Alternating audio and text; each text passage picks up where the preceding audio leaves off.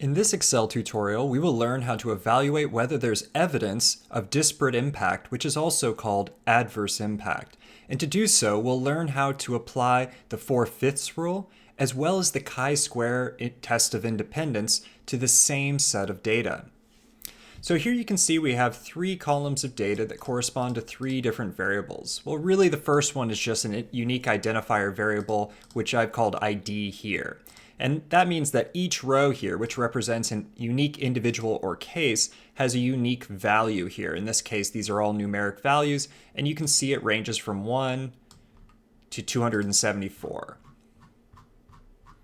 So you can see we have 274 unique people here. Now let's imagine, for the purposes of this tutorial, that all of these people participated in a cognitive ability test, which is called cognitive_test here, as part of a selection procedure or selection process within an organization.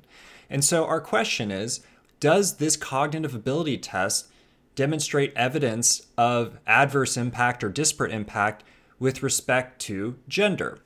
And so what we're going to take a look at today are the gender levels of man and woman.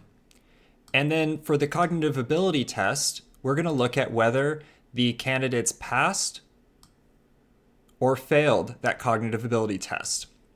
Okay, so the first thing that we're going to do is we're going to select all of the data here. So the data in all 3 columns there. And what we are going to do is go to Insert, go to Pivot Table, and we're going to insert a pivot table here. Now you could do this on a separate worksheet, which is the default here. I'm going to choose to have our pivot table appear next to the raw data here. And what we're going to be doing is creating a cross tabulation of the counts of the number of people who passed and failed passed or failed the cognitive ability test and their respective genders. Okay, so I'm going to put this pivot table right here and click OK. All right, so now we have the building blocks for our pivot table here. And so what we're going to do is let's go ahead and say that our rows are going to, in this cross tabulation, or simply a table that we're creating here, is going to be gender levels. So here the gender identity levels we have are man and woman. Okay? And let's assume, for the sake of this tutorial, that these are self-reported by the candidates or the applicants themselves that are part of this selection process in this hypothetical organization here. For the columns, for this particular table, we're going to use the cognitive ability test scores of whether or not someone passed or failed. And you can see that the default with the pivot table is to put the levels in alphabetical order. So therefore, man comes before woman because M comes before W, and likewise fail comes before pass because F comes before P here. So how do we actually populate this table with counts? Well, the way that we can do that is we can drag the ID variable here to the values box here. And you'll see it defaults to sum. That's not actually what we want here. What we want to do is just treat each one of these unique ID values here as a unique individual, and we want to be able to count them up. Okay? And so if we go to the little arrow here and click value field settings in the drop-down menu there, and just switch from sum to count, and click OK, now we have the counts here. Now you could leave it like this, but I happen to like pass to come before fail. And so the way that you can switch that is if you go to column labels here, and instead of this is automatically sorting alphabetically from A to Z, we can do it the opposite way, sorting from Z to A. And now you'll see pass comes before fail here. And you'll see what's really nice about doing the pivot table is it actually calculates our row and column marginals automatically for us. So we can see that the total number of men in this sample is 160. 70 plus 90 is 160. And some of the same for women. There's 114 women. And in terms of the number of people who passed, 112, the number of people who failed, 162, and the total number of people, this number should look familiar, is 274, because there's 274 unique people in this data set here. Okay, so what I'm going to do now is I'm going to actually copy this pivot table here so I can just paste it as plain text values here. Okay, so I'm just going to paste it a couple rows below there. I'm going to delete the column labels, row labels, and so forth. And I'm going to call this the observed data. You might also call this your actual data. Okay, so what did you actually observe? And also to make this a little bit more legible, I'm going to bold the marginal values and the labels for the columns and rows here. Okay, so here you have within the table here, and if you wanted to, you could even format this further by actually putting in a table format. So you could go to borders here, and now you have those raw values, your counts and your cross tabulation table here appear there. Okay, so what this shows you is that 70 men passed this cognitive ability test, 90 failed. 42 women passed this cognitive ability test, 72 failed. All right, so we have our observed data here. Let's start with the 4/5 rule and learn how to calculate that. So the 4/5 rule is one that's advocated for or suggested via the uniform guidelines, for example, within the United States for testing for disparate or adverse impact, however you want to call it. And so let's learn how to calculate that first quickly. Okay, so it's relatively simple to calculate the 4/5 rule, but first let's get some terminology out of the way. So when you hear selection ratio, that means the number of, in this case, in this particular context, number of people from a particular subgroup, so let's say men, who passed the selection tool or procedure relative to the total number who participated in it or took it to begin with. So for men, the selection ratio would be 70 relative to 160 or 70 divided by 160. Just to keep the acronym straight, when I say SR, or when you see SR here, that refers to selection ratio. And sometimes you'll hear it referred to as selection rate as well. It means the same thing.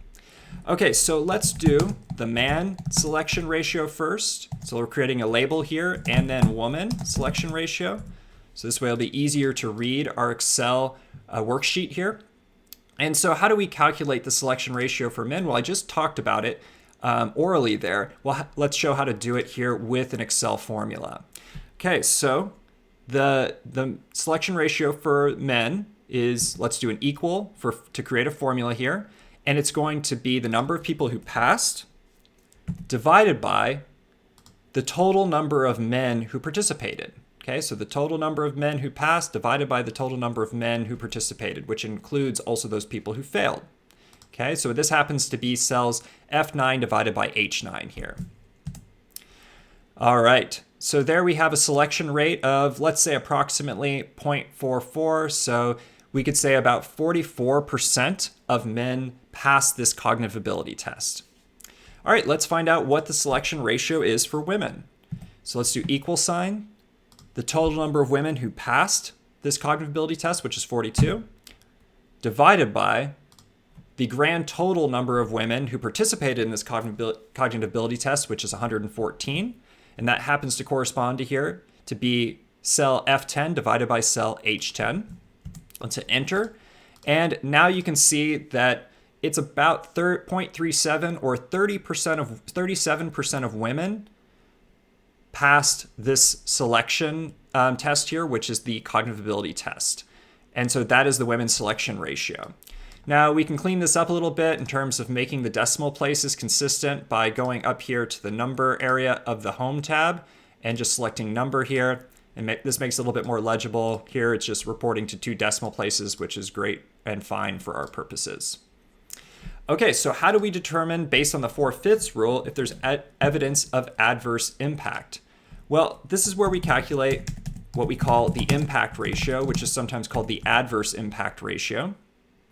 And so putting in the label there of adverse or the impact ratio, sometimes just abbreviated as IR, what we're going to do is typically we take the selection ratio of the subgroup that has the lowest selection ratio and divide that by the subgroup that has the highest selection ratio. So in this case, the group that has the lowest selection ratio is women, and the group that has the highest is men.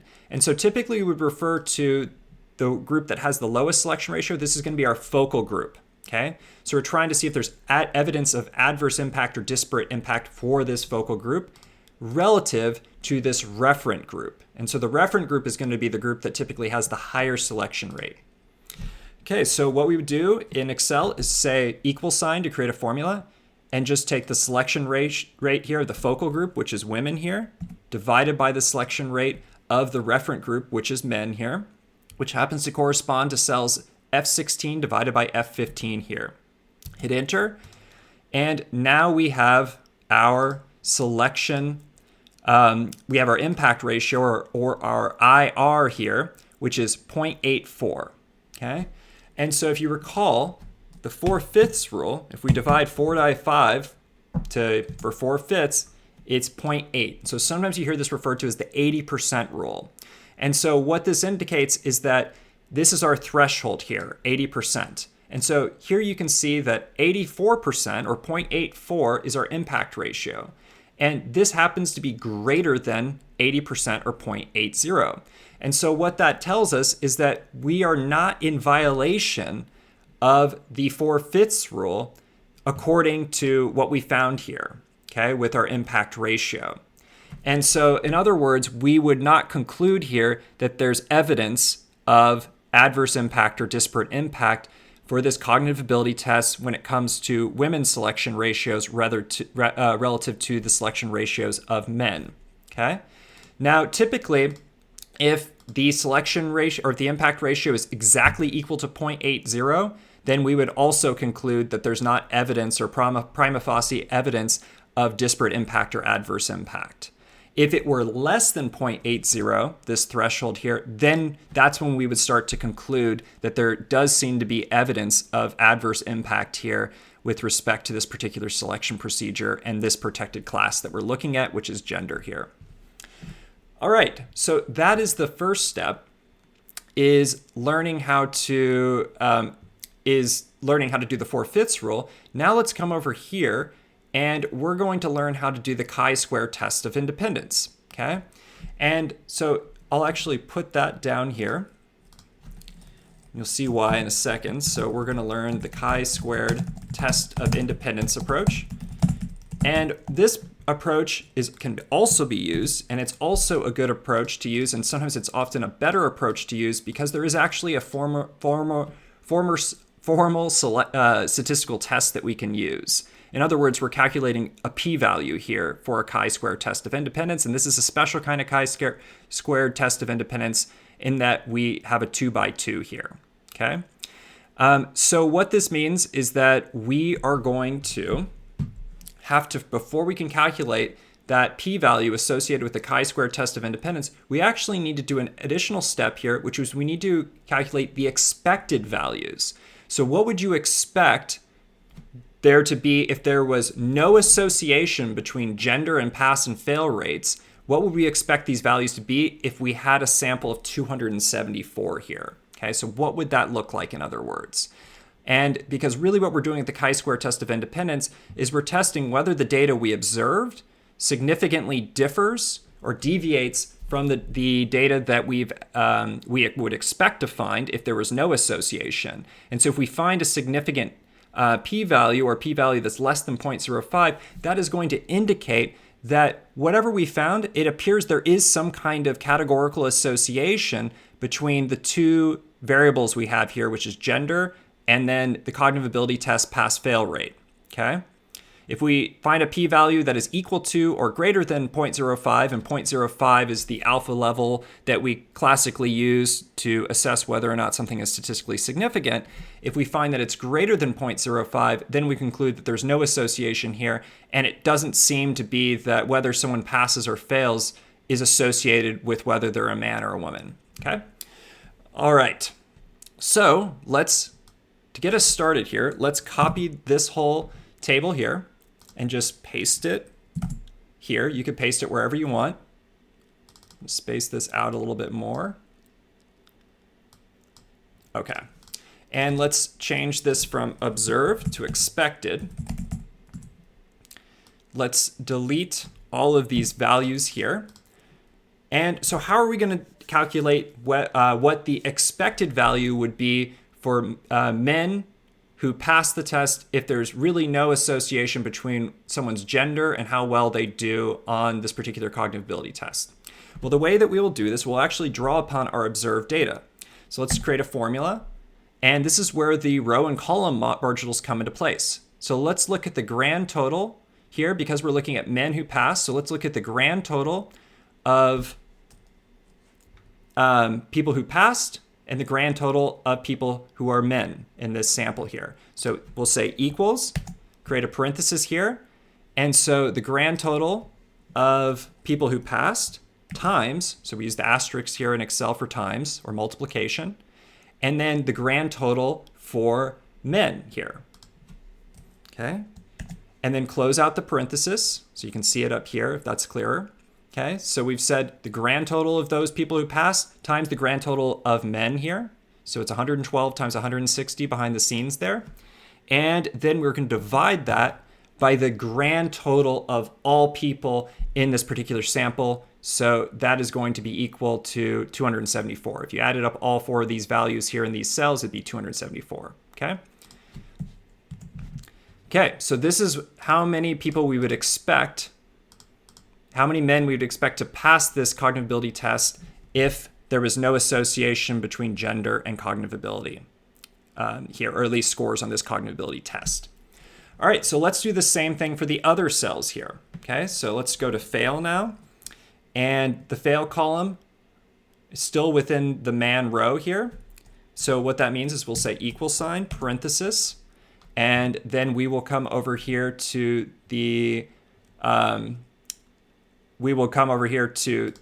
this column total here. So this is going to be the fail column total, divide, or times rather, the grand total for men, divided by the total for the whole sample, the entire sample size, and we get about 94.6 or so.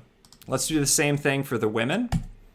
So the women, what we would expect in terms of women to pass would be, add the parenthesis here.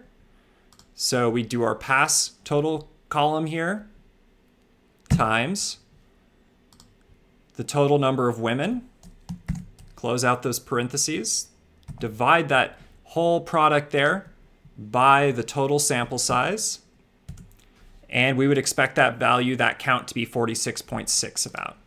Okay, let's finish it up by looking at fail. So let's look at the column total here for fail again. So let's start the parenthesis. Column total for fail times, the row total for women, and divide that product by the total sample size, which is 274. Okay, and so here you can see what would our expected counts or frequencies would be if there was no association between gender and whether or not someone passed this cognitive ability test. Okay, and so to verify that everything worked out just fine, let's actually hand compute the row and column marginals here. So let's use the sum function here. And let's add up this array here of these two cells, so we'll see what's the grand total number of men that we would expect here, and this should be equal to the total number of men that we actually observed in our sample, which is 160. Let's do the same thing for the total number of women. So let's see what the sum is here for the women who passed and failed. 114, that looks familiar. Let's do it for the column here of pass. Let's see how many people passed. It should come out to 112. So let's select those two values there. So men and women who passed, 112. And then next to last, let's do the same thing. And let's see how many people failed. This should come out to 162. Okay, looking good. And the final step is we can do the sum of all the values, and this should come out to 274. And so all I've done here is just selected all four of these cells. And so you can see that array of values, or that vector of values, represented there. Okay, so looks like that worked out just fine. And so now what we're going to do is we're going to use these observed values and these expected values, And this is how we're going to determine whether what we've observed deviates significantly from what would be expected. And if we find that there is the significant deviation, that's going to indicate there appears to be some statistical association between gender and cognitive ability pass-fail rates in this case. So how do we run that statistical test here? Well, we can do equal sign, and there is a chi-square. It's chi-sq.test function within Excel. So chi-sq.test, this is all caps, and you'll see it's telling you. First, it wants your actual range, and so that's why I had us put observed and actual in parentheses here. So what you're going to do, just select the 4 cells here for our cross tabulation of those actual observed values, comma, and then the next argument at once is the expected range. Well, we just calculated that. It's these 4 cells here, okay? And then we can close out the parentheses here, and that's all we need for our chi-square test. Okay, so you can see that this is our p-value here for our chi-square test.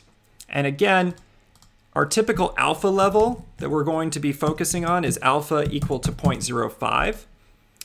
And a two-tailed test often is what we'll use. And so what we see here is that this chi-square test of independence associated p-value is 0.25, which is definitely greater than the alpha level of 0.05, which is our conventional cutoff for a significant finding.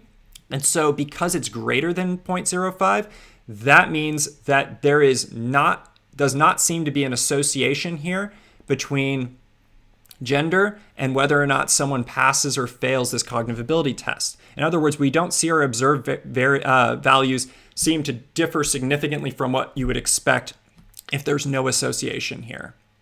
Okay?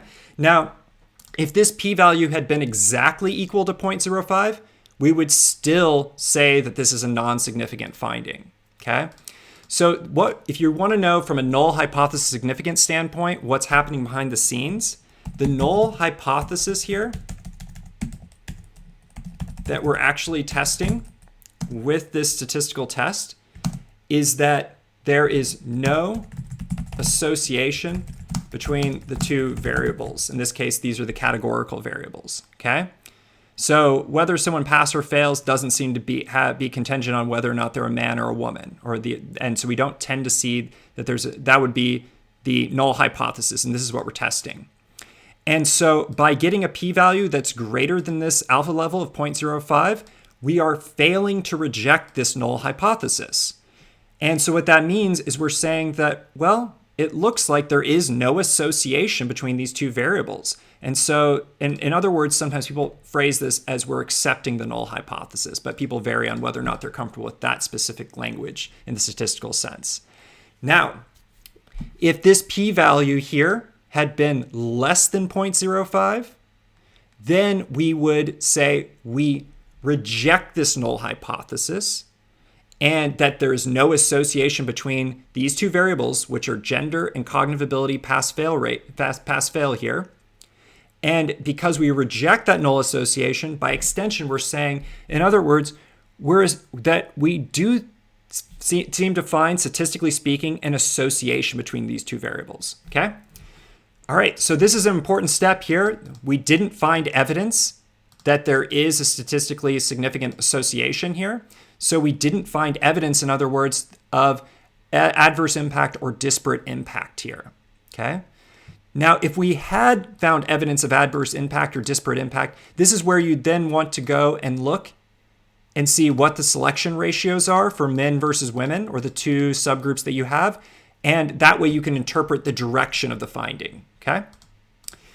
All right, well, this wraps up this tutorial on how to evaluate disparate impact or adverse impact in Excel using the 4/5 rule, as well as the chi-square test of independence. Now, I should note that there's also other approaches that can be advocated for, which include the z-test, which is sometimes called the two standard deviations test, as well as the ZIR, the z-impact ratio test, as well as the Fisher exact test. Now, those latter two tests can have some advantages, especially when you have smaller sample size or small selection rates that you're dealing with, or selection ratios. So thank you very much.